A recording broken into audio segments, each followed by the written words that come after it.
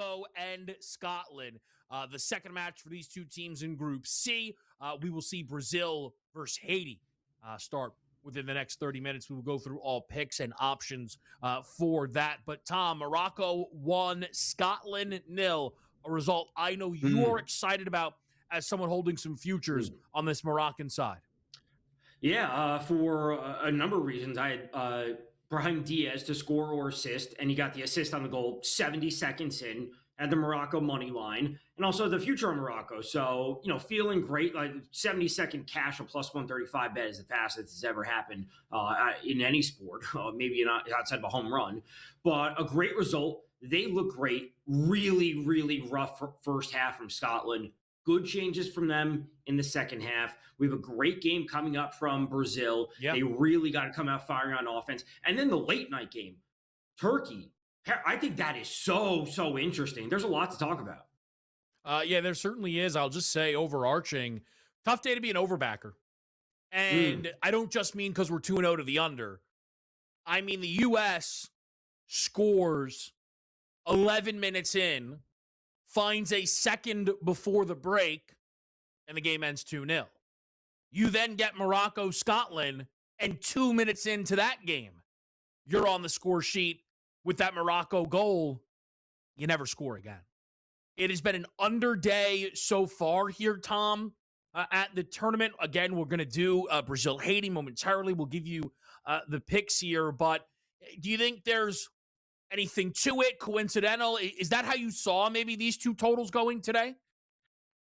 Certainly when it comes to Morocco, Scotland, definitely. I didn't play the under, but I definitely would have picked that if I had to. Just the way Morocco plays on defense. Ultimately, Scotland wasn't great against Haiti. They came away with the win, but they actually didn't control possession. They didn't have the advantage when it comes to expected goals. The U.S.-Australia, that one, if I had to pick, forced to pick, I would have said that one went over. USA wins that 2-1, maybe 3-1. And the fact that it didn't is a little bit shocking. So, we've gone through these trends where we're in all days of all draws. And now we're looking at a day where we're looking at a lot of unders. I wouldn't say I'm comfortable with the under when it comes to Brazil-Haiti. The under for the late game, that's a different story. But I think Brazil wants to run it up here. Yeah, too bad for them. Love the under in this game coming up. They can run it up all they want. Haiti can hang in there, man. I know they didn't score against Scotland, but they did only concede the one goal in that match. Certainly Brazil, a more talented team, a higher ranked team, a more threatening team. But Brazil also didn't look great, Tom. You've spoken about it in that opening match against Morocco. And the way this day started for me, I was on that under in USA and Australia, and what a sweat it was, but it comes in. I wanted to play the under in Morocco, Scotland. Probably a bad job out of me letting that juice scare me off. Pivoted to a shots prop on Morocco that just did not come in. And, I used some of the Scotland-Morocco unders to, keep some parlays alive, which works out just fine, and I'm pleased with that. But I just think it's a really big total, Tom, when Haiti aren't supposed to score. Listen, I know we saw Spain, Cape Verde, and I know we saw Germany, Curacao. And I guess the market is expecting to meet in the middle here of this 4-0 result for Brazil, but I don't think Haiti's going to be a walkover for them. I think it's pretty clear that this Brazilian side are not playing excellent football right now. I think they could be better. I think they will look better. But you're not asking for them to look a bit better. You're asking for them to look significantly better here today against Haiti. So I'm going to challenge that a little bit, Tom. I did play the under 3.5 here in this upcoming game. Okay, so 3-0, 2-0 is what you're expecting essentially from Brazil. And, I'm on board with that. I really am. I think Haiti is going to be a tougher out than people realize. And they showed it ultimately in that game against Scotland, at least to start. They played solid. I want to turn to my favorite for this upcoming game would be Rafinha for 2+ shots. That's sitting at -1, 2+ shots on goal and -115. As I talked about a little while ago, there's a difference between two shots and 2 shots on target. Rafinha, one of the main guys for them, one of the better players that we do see for Barcelona. I like what he does top to bottom. And again, I think they need to come out with their hair on fire. Regardless of the amount of goals that they end up scoring, the pressure will be there early and often for them. So that's where I'm looking. You can't look to him for a goal or an assist, which is a market I've really liked going to thus far in this World Cup. He's minus 250 for a goal or an assist. We can't be betting that. Give me 2 shots on target, minus 115. It's funny, Tom, and you and I have not, spoken about this prior, but the player on Brazil that is most interesting to me is Rafinha today. Playing, in an attacking role. I thought he had a couple of dangerous touches against Morocco, and I was like, okay, what can we do? Score or assist? Because I didn't want to bet him to outright score. And I did something that I've done quite a bit in this tournament, which is, one of those SGPs involving the total. And maybe you'll like this then. I took Rafinha to score or assist with the under 4.5, which on FanDuel was at plus 132. I think you could have got plus 138 on other books, but I decided this game, everyone's talking about this super sub thing that FanDuel's offering here. I said, you know what? 6 cents. Let's be involved where if late Brazil tack on a goal, Rafinha hasn't done it for me, but someone who comes in for him in an attacking area is going to help out. Why not? So I went under 4.5 with Rafinha to score or assist. So as far as, targeting a specific player in this match, you and I are actually seeing that the exact same.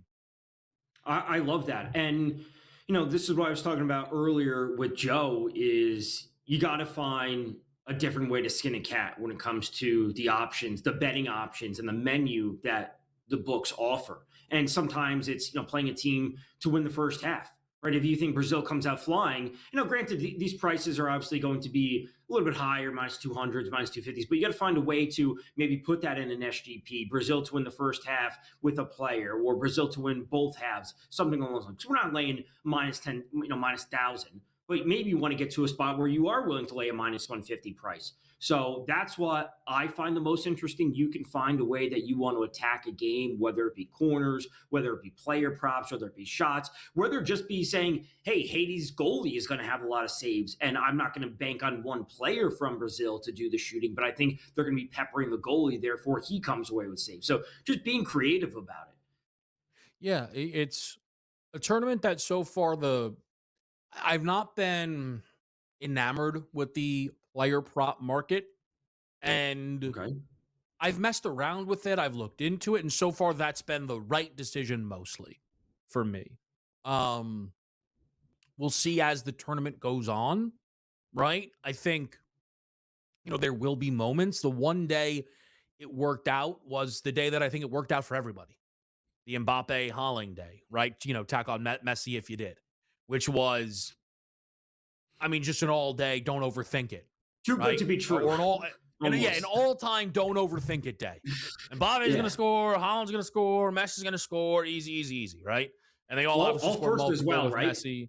They were all the first goals as well? Yes. Yeah. They were. They were all the first goal scorers. They all scored multiple goals. Messi got greedy, though. Messi didn't understand the memo. Messi stops it, too. That's a better night for me. I was on the under in that game.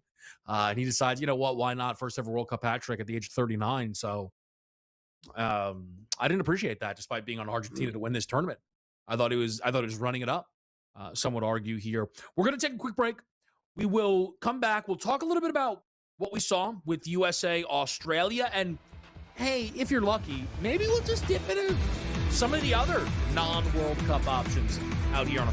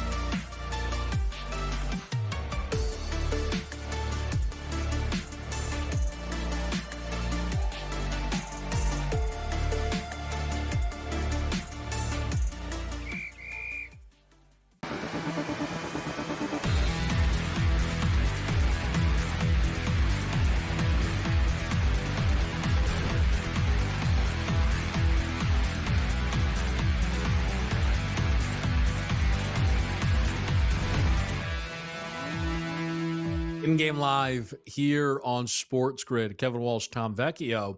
And we're about 15 minutes away, a little bit more from kickoff for Brazil. Haiti will run through our picks once again. But hey, we have a little bit of time. Maybe we'll mention the baseball. And I don't know how this is going to land for everyone. Okay? Since the World Cup has started, I've not been betting baseball. I think there was maybe one day where I really capped the slate. I said, I'm not even going to get involved. I think I would have done poorly. And I was like, you know what? We're really focused. What we're doing is the World Cup. So I, in pulling up today's baseball board, found out Tariq Screwball's back. I found that out 2 minutes ago. And to go a step further, this isn't even his first start back.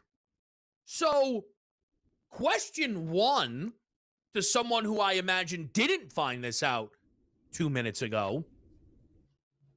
How do you feel, Tom, and be honest, that I just found out Tariq Screwball came back a week ago? How do I feel about you just Is that a bad job out of me? Bad job out of baseball? No, Tigers are bad? Nobody's fault?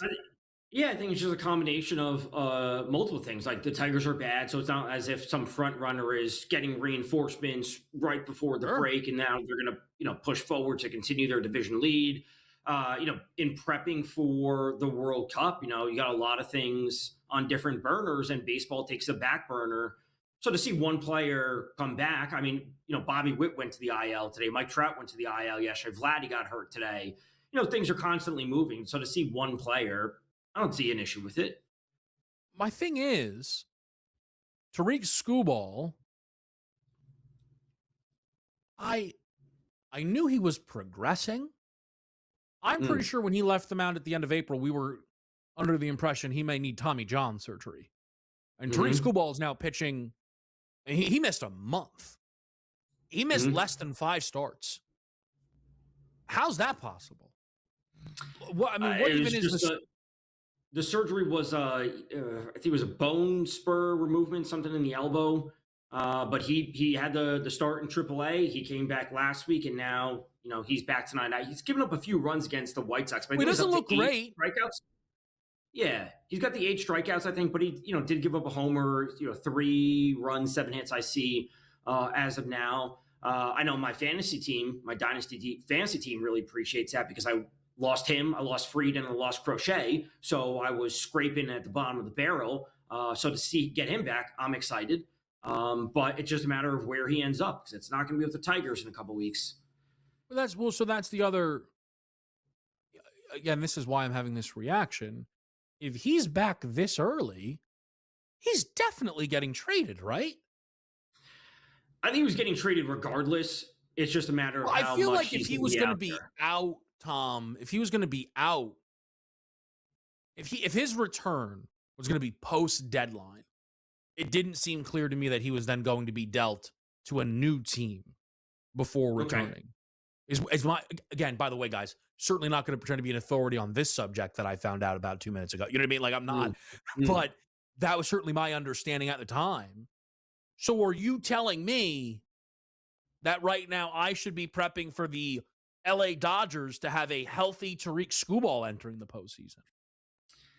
I mean, I would like to say it's not going to be the Dodgers. I think most baseball fans would not want it to be the Dodgers. There are reports that the Tigers are wanting a return of MLB-ready players or whatever the phrasing that they use, which I saw earlier today or yesterday, saying they want prospects that are like on the verge of taking the step to the MLB. They don't want AA guys. They don't want some guys like, oh, they have a ton of upside. They want guys that are ready to roll. Just because that creates something that they can sell and saying we're getting MLB ready prospects, or a half year away type situation where they'll make the spring training roster and then therefore they'll be starting opening day next year. All right, just a legitimately stunning piece of news to me that, again, I'm sure plenty of you out there, not stunning, and that's fine. But for me, it was. I will say, Tom, since we've spent a bit of time here, did you bet any baseball today? Was there anything that caught your eye on today's slate? Well, I had Cade Cavalli on Washington for over 4.5 hits allowed because he's good. He's not great. And the Rays are solid at home. And he gets scratched, and the Rays already have 6 hits across the board. So I would like to thought I won that, but, that is a scratch. So that's just void. Then looking to William Contreras on the Brewers for 2+ HRR, hit run RBI. Going up against the Braves, Martin Perez is on the mound. Brewers have a run on the board. Churrio's up to bat right now. Contreras was up with the bases loaded and didn't do anything with it, but still plenty of time early in the 5th inning.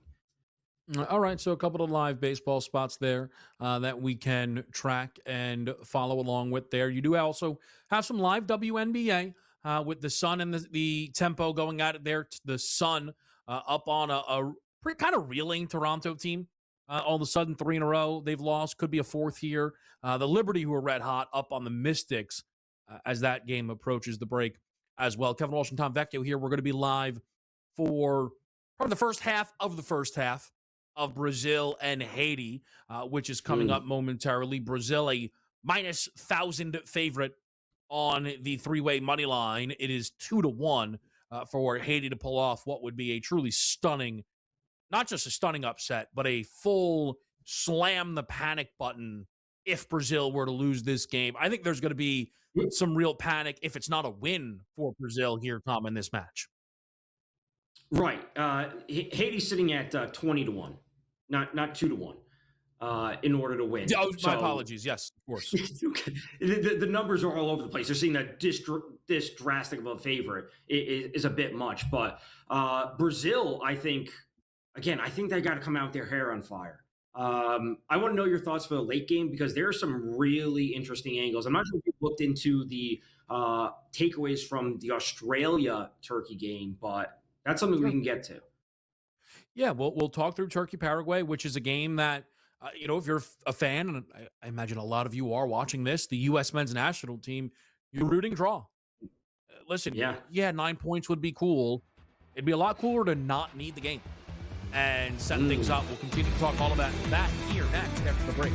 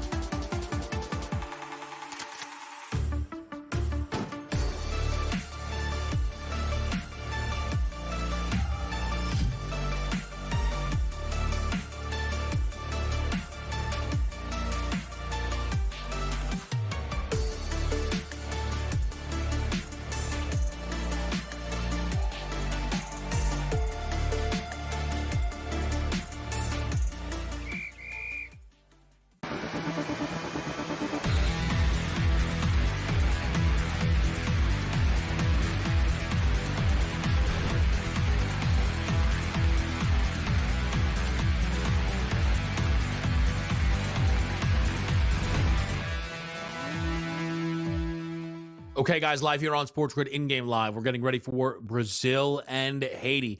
We will get into that match a little bit more momentarily. But, Tom, I wanted to get your thoughts on what you saw today from the U.S. men's national team, who grabbed their second victory in 2 tries, a 2-0 defeat of Australia. What was your biggest takeaway from that match? I know you had the under, and obviously you said it was a bit of a sweat, but I almost feel like they left some meat on the bone. Like there was more goals to be had. Now, obviously, it's probably not going to be needed in terms of goal differential, but there could have been a bit more. I like the fact that they were able to show consistency on offense without Pulisic. I think that's nice to see. I would like to see, obviously, them go into the final game with things in control, and therefore they could maybe rotate in some backups just to give them some run, just to show that they have a little bit more depth going into the knockout stage. That would be great to see. So it's interesting, and I don't think I understand what you're getting at, and that they left some meat on the bone, but I think maybe what we're going to see, they were very fortunate to have 2 goals. The own goal was awful. You cannot overstate how bad of an own goal that was. Occasionally, it's unlucky.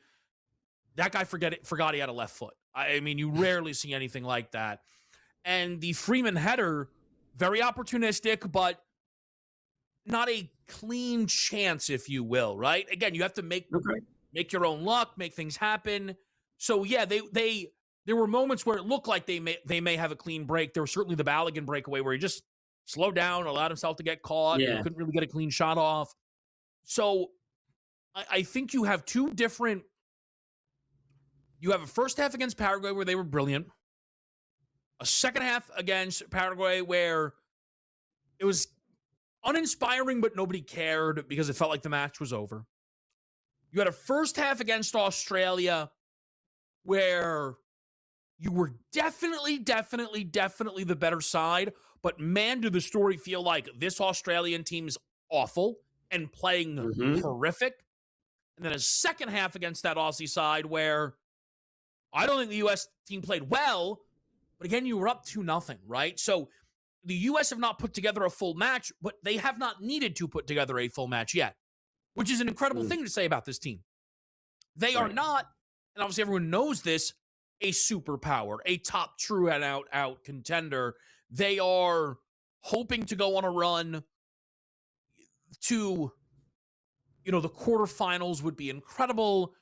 Again, everyone is saying the floor should be the round of 16, but this is not, again, some type of dominant group. So the fact that I'm not sat here thinking, oh, they're playing well above their heads, and they are 6 points in 2 games, it's a mix of inspiring and worrisome, right? Like you try and kind of find that middle ground here. And I think it does make the potential match with Turkey very, I think it is wise to root for the Turkey draw because you don't need that pressure going into the game. And the value of winning this group is just too much. It's not worth risking. Right. But I would like to see the U.S. still put their best foot forward against Turkey, who are supposed to be, the second best or best team in this group, and see what it looks like. Kind of, you know what I mean, Tom? Like, I want them to get that look. Right. So here's what I would say is, I don't want to say that the group is locked up regardless of the result tonight, but just based on the fact that the goal differential now, USA is sitting at a +5 and Turkey's at -2. So if Turkey wins tonight 2-0, they get back to even, and then having a goal differential, even if they were to beat the US 2-1, right? Now we're dealing with tied in points, but the goal differential still in the USA here. So I understand the point of like they need to be trying at their maximum effort to give a full 90 minutes, regardless of tonight's outcome, and that would be good to see. Do you know off the top of your head who 1D, winner of Group D, is expected to play in the round of 32? Do you have that off the top of your head, or you have that somewhere? It's a third place team. Okay. So it means we don't know. Okay. because Okay. obviously, as you know, Tom, but for those who don't, it's a Top 8. it's a number of third place teams it could be, right? Okay. It's not all it, but it's just it's not a designated third Right. place slot kind of thing. But yeah, the difference Tom's playing a third place team and a second place team, and a much harder next round match as well. We'll be right back. Brazil, Haiti on SportsGrid.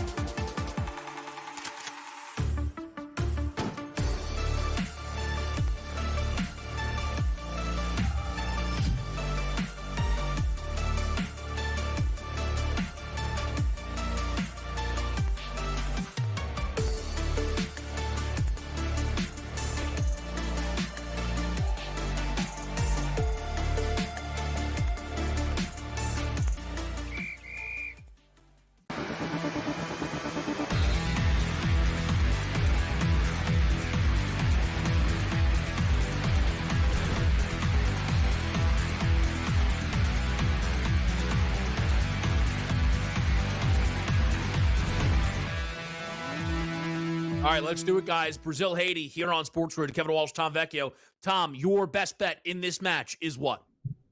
Rafinha, 2+ shots on target, -115. We are about to have first kick. They need to come out on fire, Brazil, that is. They looked okay against Morocco. Was not amazing. They need to come out. They need to secure 3 points and put themselves in the spot to advance. It's that simple.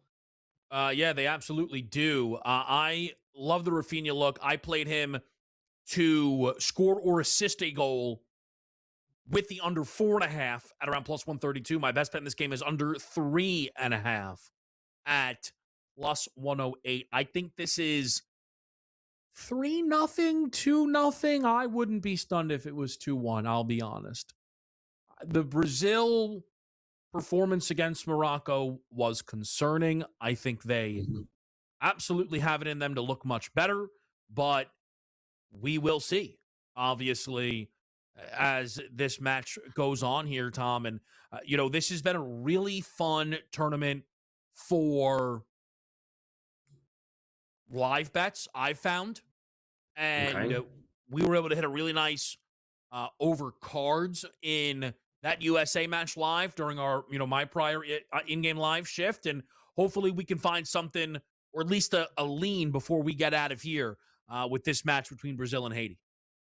Yeah, and that's what you always want. And you may not be diving super deep in the player props, so you have the pregame and then you have the live bets, and both of them can be profitable. And again, the menu of live bets, of shots, of corners, of cards, whatever it might be, there's a lot to choose from. And obviously every game's different, but we want to see a flow develop early. Hopefully it's a little bit better than what we saw compared to Switzerland and Bosnia.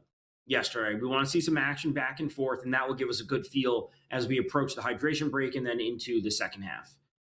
Yeah, 100% here. So we're about to get underway. It's funny. I'm like now sitting here like, should I click around a little bit more? Should we throw a couple different things in?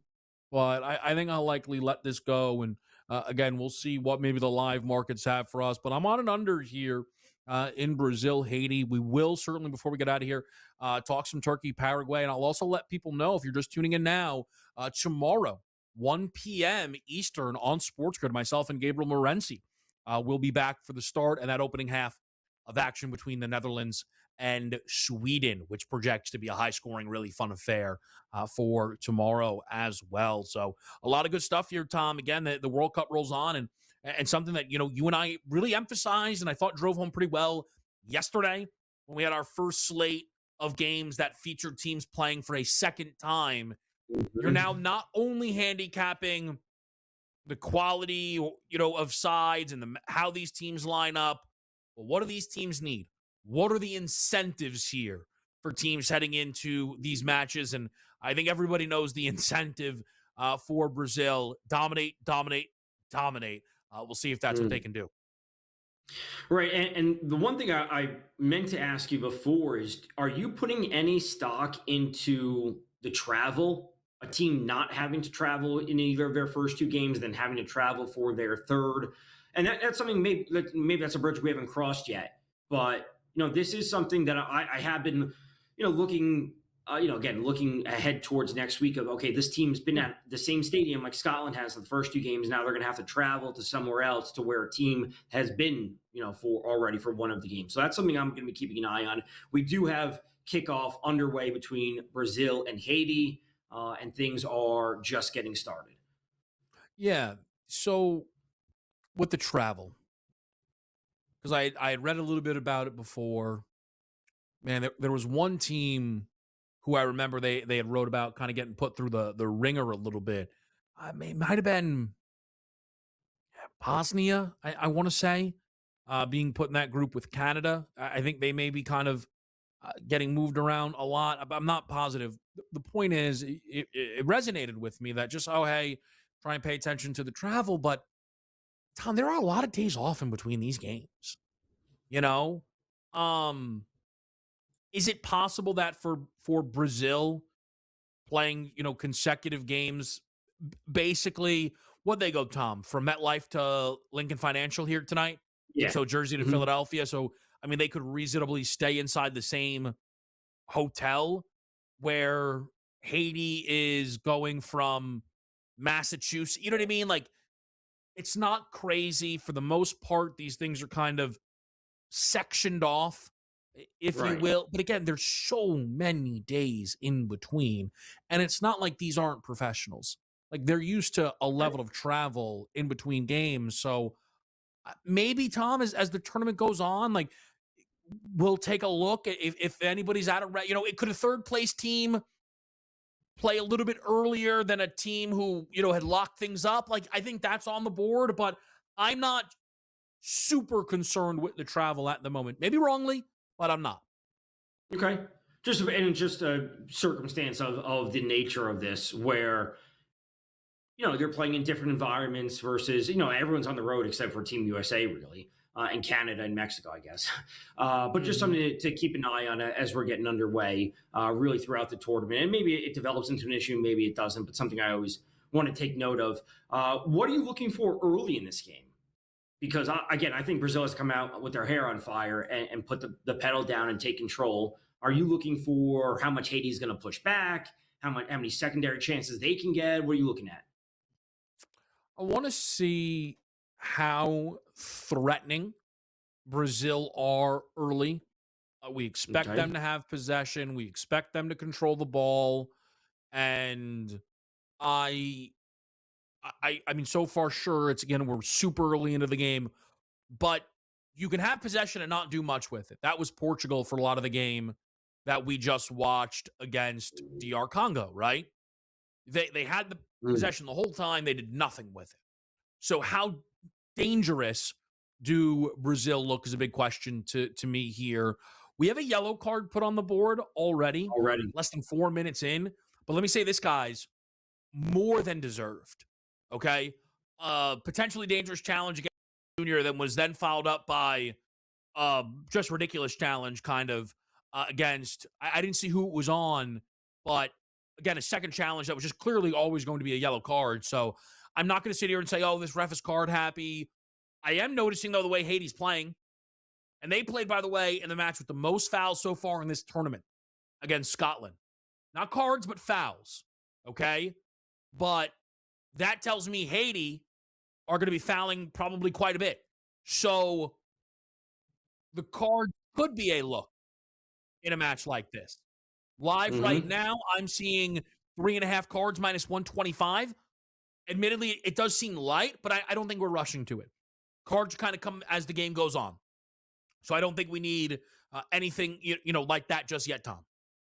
Right. And this is something that's, like there's no overarching theme that we can draw from, oh, this game earlier had cards, so this game therefore is not going to have. It's like they are completely individual. The way teams win corners and or win cards are completely unique. As you said, oh, is this ref going to be a little bit card happy? That is something that is unique in its own right.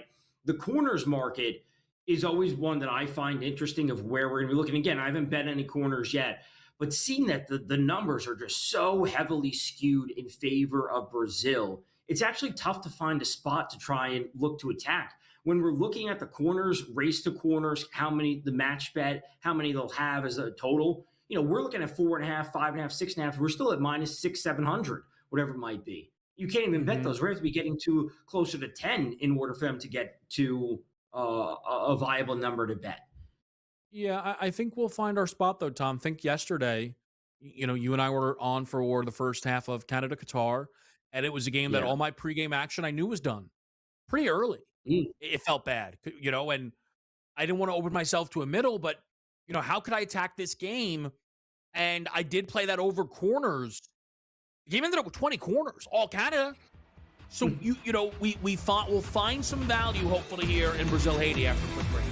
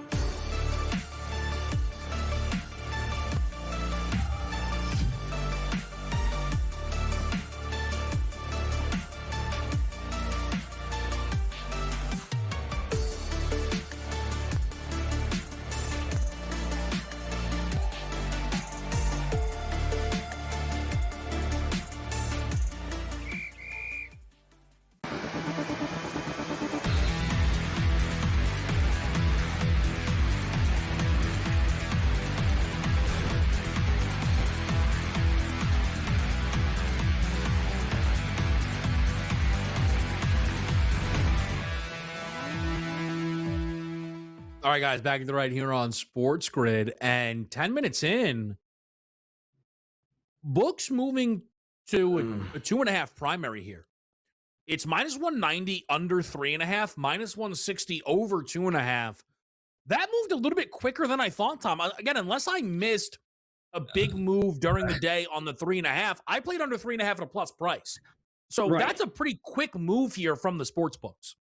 Right as we were kicking off and you were, going through it saying what you were liking was you got it at plus 108. I double checked it. It was at minus 102. So plus Okay. 108 to minus 102 right at kickoff. Not a major move, barely. No. But to see it now jump to minus 195 and we're 10 minutes in, that is pretty drastic. So And that's something to keep an eye on in this. And like you said, like you have right now, you have a good bet so far. it, for me, if this is scoreless at half, and well, Kev, you're jumping the gun. I just am talking through a process here because we're only going to be on with you guys for another 15 or so minutes, okay? If it's scoreless at the half, I don't think it's necessary, if you're like me holding under 3.5, to think about middling as much as making a new bet. Because the 1.5 could come into play. Right. But it'll be very important to cap, are Haiti a threat at all? Or don't even bother and look for a Brazilian team total. Okay? Right. Because pre-match, Haiti were again, a plus price to even score in the game. And now, again, if we were scoreless at the half, would certainly not be expected to really score in this game. We'll see. We're going to get a feel for it here early. But Tom asked me, and I mean, it's a sharp question by him, just like, what are you looking for early? And it's how threatening are these Brazilian attacks? And I don't find them super threatening right now, Tom. I'm not saying they're not going to score, but I mean, right on cue. You want to talk about a fat mouth. Rafinha. But you know what? We'll take that, brother. We'll take that. Easy as you like. Gosh, he's a talented player there, Tom. That's great for you, great for me. That is offsides. Oh! I was about to say, as you just said, great for you, great for me. They put it up on the board. The FanDuel had it up as 1. The numbers came off the board, and then next thing you know, it's 0 back to 0-0. Doesn't count. And listen, they're getting chances, and right as you were saying, you don't know if they're going to be getting chances. He scored off the right wing, but we have a no goal there.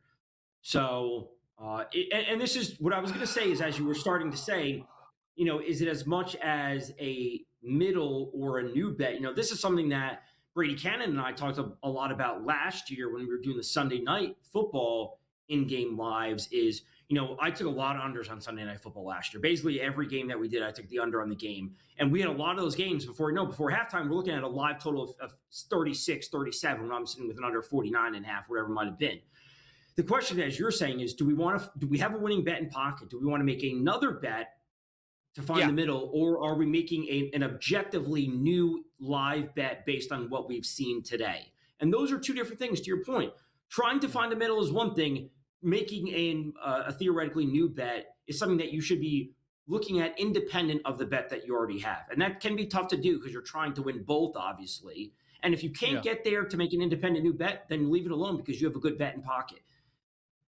So, yeah, 100%. For anyone a little confused, maybe you just tuned in, why am I upset that Brazil didn't score? I have Rafinha score or assist with the 4.5.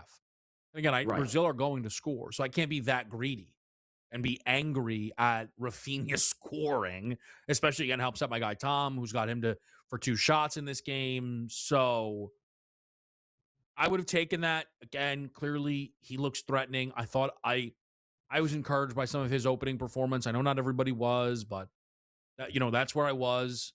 And here's the other thing, though, and I learned this lesson really through Argentina, Algeria, as someone who's on the under and had 2 goals disallowed 15 minutes into the game and thought, I mean, how many chances can there be? Well, apparently 3 more, all belonging to Leo Messi, right? That game ended up with 3 goals in it. Just because this goal's come off the board, Brazil have something now, right? Now Brazil are Right. telling me, hey, we're breaking through, and we're going to break through sooner than later here. And it tells me now, Tom, over half a goal in the first half, or minus 260. Brazil up at the break, minus 175. I guess Brazil up at the break is the most interesting option, but again, at what juice? Mm. It really comes down to what you have and how you're trying to play it. Because I would say, I think Brazil break through. I really do. I think there's a spot that they're just going to keep pedal to the metal, and they want to get that one back. But I do think that they need, because once they score, then they can control the rest of the game. Right. So to me, it's not about how many they score. It's about the first goal, because Haiti do not look to be in a position where they're going to be pressing too far forward. They're playing a 5-4-1. So they're playing a very defensive style. I think Brazil wants to get the first goal, because once they get the first goal, then that's when they can decide, are we going to push for 2? Are we going to get 2? And then are we going to push for 3? So I think this game ends 2-0, maybe 3-0 at best, but it's really about this first goal for Brazil. Yeah, at some point, these guys are going to break through. But it's a matter of, and like Tom said, though, right? Like, I'm talking about, do I want to bet Brazil to win the first half? Well, if they don't win the first half, it's probably scoreless. That's good for me. So maybe I don't need to worry about something like that, right? It's a very fun first 15 all of a sudden now, right?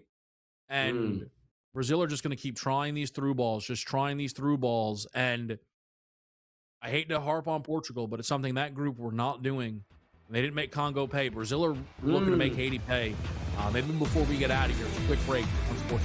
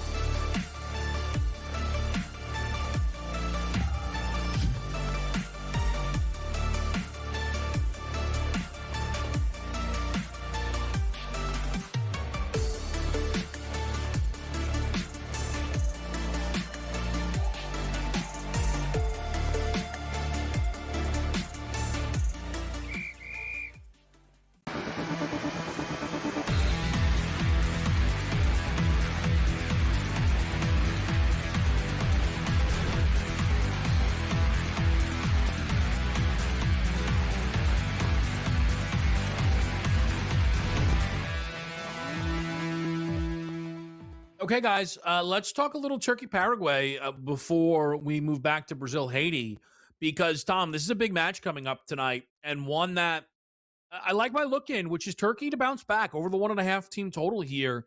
I was not impressed with the Paraguay defense coming into this tournament.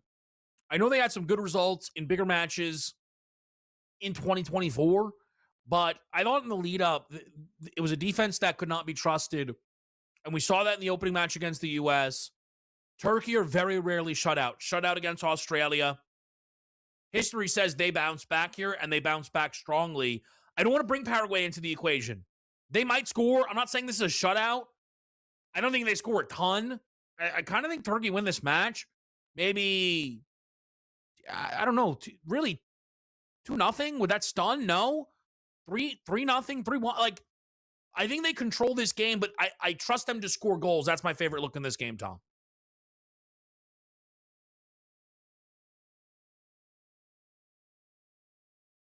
You guys hear Tom?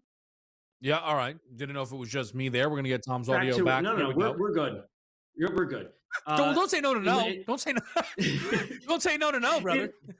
in the loss in the loss to Australia, Turkey had 30 shots on goal, 30 shots, 8 of which on goal. They led the expected goals over Australia. We look to the Paraguay loss to USA. They gave up 16 shots and 6 on goal. I'm looking to Arda Güler, who is a player from Real Madrid, plays for Turkey. One of the men in the middle for them. He has the shortest odds to score or an assist. That's sitting at plus 120. I also like him to have 2 or more shots on target, which is, again, difference between the shots on target or shots overall. He's sitting at plus 230 for that. In the loss versus Australia, he had 8 shots, 3 of which were on goal. So he's the shortest odds to score or assist, and we're getting a plus 230 for just 2 shots when they need to come away with the win in this match. I love it. I love the spot for Turkey, and I think they pile up the shots tonight. Yeah, it's a spot where if you're the U.S. men's national team, you are hoping this. I mean, a loss would be great, but a draw is just the same. It'll be very interesting. Can we get a goal before we get out of here? It's close. It's wide. Wow, yeah. It's wide for Rafinha.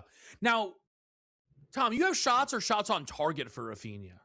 I have shots on target. It's shots on target, to be specific. The shots, like, here's the difference. So I just talked about Güler on Turkey. For 2+ shots on target, right, he's sitting at plus 230. The same player, for 2 or more shots, he's sitting at minus 750. So Rafinha, for 2 shots, was minus 1,000 or whatever it was. Yep. But 2 shots on target is minus 115. All right, so Rafinha with a shot there, but certainly not on target. Otherwise, this would be Brazil 1, Haiti 0. But yeah, so for Turkey Paraguay, you'd love for them to not win the game. Tom and I seem to think they will, but you never know. 2-2, 3-2, 5-2. Really 2-2. You know, whatever. It is what it is. We'll see how it lands, but it is a match that certainly has, again, implications for the U.S. men's national team. And there is Brazil, as Tom says, a Vinny Jr. shot that was saved was rebounded by Matheus Cunha, the Manchester United attacker, who steps up here for Brazil. And they needed it probably right before the hydration break, Tom.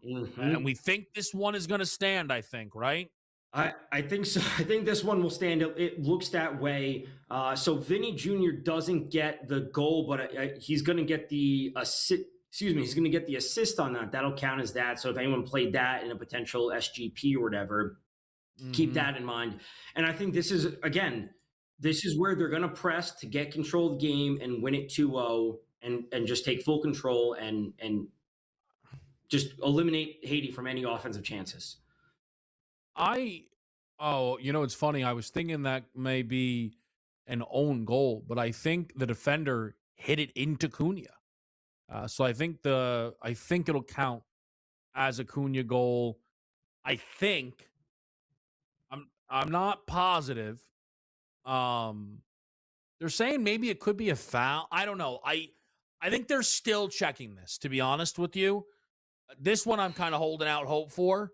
But again, Brazil's certainly worthy of a goal here in this match. It's been great checking in with all of you. Kevin Walsh, Tom Vecchio. See you tomorrow, right back here on SportsGrid for more World Cup Game Live.